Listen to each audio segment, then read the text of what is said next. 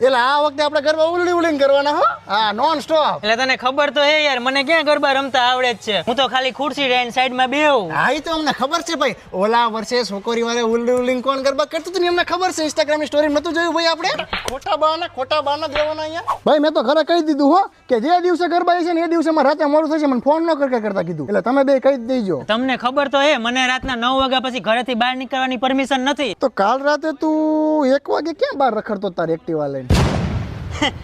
એ તો મારા પપ્પાની મેડિસિન લેવા ગયો હતો. ભાઈ મન નહોતી ખબર કે આન પપ્પાની દવા ભૂપતભાઈ ગલ્લે મળે છે.